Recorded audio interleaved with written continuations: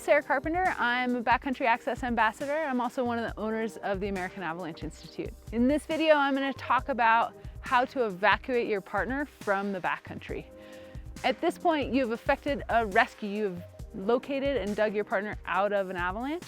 You've treated them for any injuries that they may have sustained, starting with their ABCs, as well as stabilizing any broken bones or tweaked knees.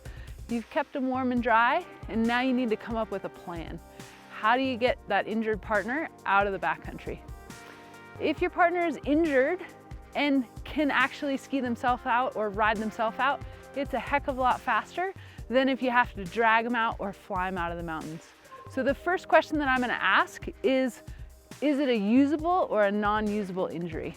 With that question, I want to evaluate if I suspect any sort of spinal injury.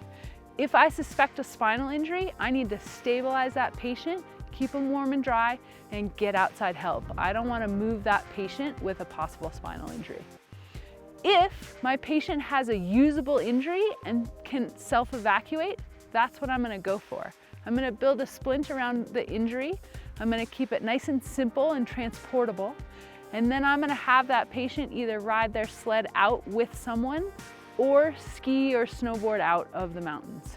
If that injury is not usable, but we as a team have determined that we can get that person out of the mountains without outside help, the first thing I'm going to do is I'm going to build a rescue sled. It's important when you're building a rescue sled that the time when your partner is injured is not the first time that you've put that rescue sled together. So if you go out and invest in a rescue sled, take the time to figure out how to construct it and figure out what materials you might need to transport a patient out of the backcountry in addition to that sled. Sometimes you need extra webbing, extra cordelette, or carabiners. Know that before you're in the mountains. If you're gonna build a sled and put someone in a sled, stomp out a nice flat area and ideally make that flat area right next to the patient. Construct it with any of the patient's gear.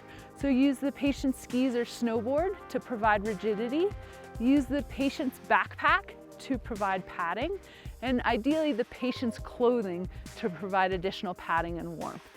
As a rescuer, we also need to make sure that we're taking care of ourselves because we're going to be putting a lot of energy into getting this person out of the mountains.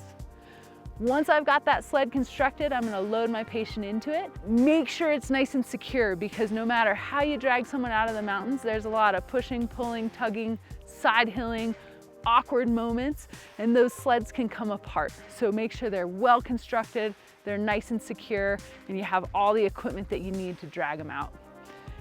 And as a rescuer, never underestimate the amount of energy it's going to take to get someone out of the mountains. Pulling someone even a mile is exhausting, no matter how fit you are. Keep in mind that side hills are a nightmare. So as much as you can avoid side hilling with these rescue sleds, one, it makes your patient feel safer when they're not about to fall out of the sled, and two, it makes your sled driving a lot easier.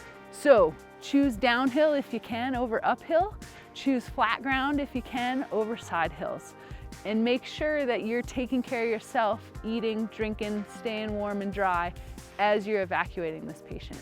If, worst case scenario, your patient has an unusable injury and it's serious, you may need to call for a helicopter. If you're calling for a helicopter evacuation, here's a few things to keep in mind. Make sure to build some sort of windsock that's an indication to the pilot of the wind direction. You also want to be able to communicate to the pilot that wind speed and whether it's consistent or gusty. This makes a big difference for them flying. Stomp out an area that's flat, as in really flat, as in less than 8 degrees in terms of steepness. Make it at least 100 by 100 for that pilot to land, and then give them some sort of sense. The snow can be really hard to tell where it's flat, where you actually hit the ground versus where you're hovering.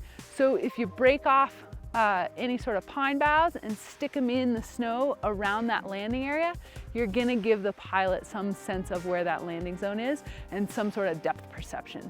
Never ever approach the helicopter. Let the helicopter land, let the blade stop spinning, and let the pilot and the staff tell you what to do.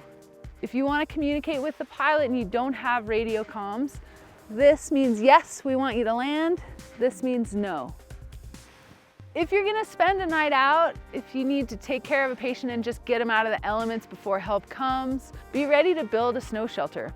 There's a few ways that you can do that. You can do it by stomping out an area, cutting out blocks and just building a trench. You can also carry a tarp. And when you carry a tarp, if you dig out a big trench, put skis across that trench, put the tarp over it and secure the tarp, you've got a great place that's out of the elements. It doesn't have to be the palace of luxury, but you can make it wide enough and tall enough to at least sit up and get out of the elements, stay warm and dry.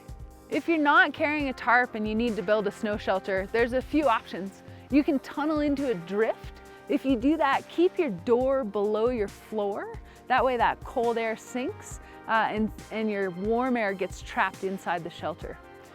If you don't have any drifts around, you can also just dig out a trench in the snow and build snow blocks and put them up like a little roof. If you decide that you're gonna spend the night out with your patient, be ready to build a fire. What I carry in my backpack is I carry fire starter and a lighter. I also carry some way to melt water. So I carry a titanium cup where I use the lid of my thermos. That way, if I'm out here, I have a way to get warm, and I also have a way to get warm liquids in myself and my patient. Bottom line, we all come out in the backcountry to have great days and to enjoy the places that we live. We need to be prepared though for when things go wrong. Make sure you have the proper training and the proper equipment for dealing with avalanches, for dealing with first aid issues, and for getting yourself out of the mountains.